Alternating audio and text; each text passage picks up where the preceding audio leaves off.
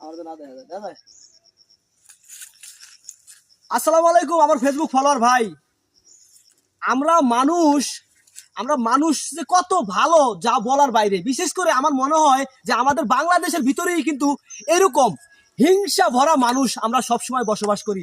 আমরা এখনো ভালো হইতে পারলাম না। কেন ভালো হতে পারলাম না? আমরা এখনো বর্তমানে কি করি জানেন? হিংসার কারণে আমরা এক একজনের ভিডিও আমরা দেখি না।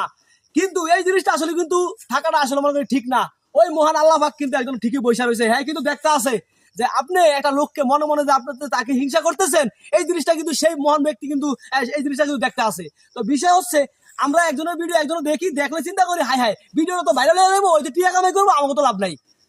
না, এগুলা করলে হচ্ছে আল্লাহ পাক কিন্তু আপনাকে এই জন্য এই ঘৃণার চোখে দেখবে। তো যাই হোক, আমরা চেষ্টা করবো সবসময় হিংসা ভুলে আমরা এক একজনের সামনে, যেহেতু আমরা ফেসবুকে ঢুকছি, এখন আমি ফেসবুকে ঢুকতেছি, কাজ করতেছি, তখন তাৎক্ষণিকভাবে আমার সামনে যে কোনো একজনের ভিডিও আসতেই পারে।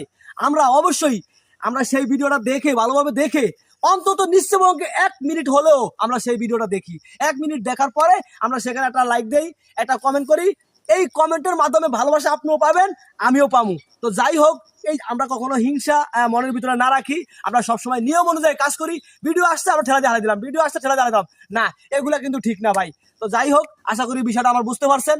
কেউ কখনো কোনো দিন আমরা যারা এই জন্য এই ভিডিওর জগতে আমরা যারা কষ্ট করে যাচ্ছি, আমরা সবাই হচ্ছি এই মানে বাংলাদেশের ভিতরে আমরা কিছু উন্নত করার জন্য কিছু চিন্তা ভাবনা নিয়ে আমরা এই ভিডিওর জগতে আসছি।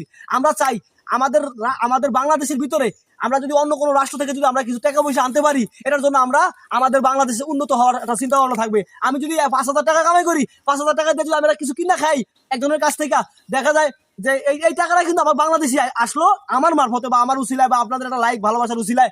যদি বিভিন্ন রাষ্ট্র থেকে যদি আমার কাছে যদি 10টা টাকা আসে, এটা কিন্তু আমার বাংলাদেশে আসলো। তো আমরা কেন শুধু শুধু আমাদের ভিতরে আমরা হিংসা রেখে আমরা এরকম করে মানুষের আমাদের কাছে ভিডিও আসলে আমরা ঠেলা দেওয়া সরাই দেই, ভিডিও আসলে ঠেলা দেওয়া সরাই দেই না।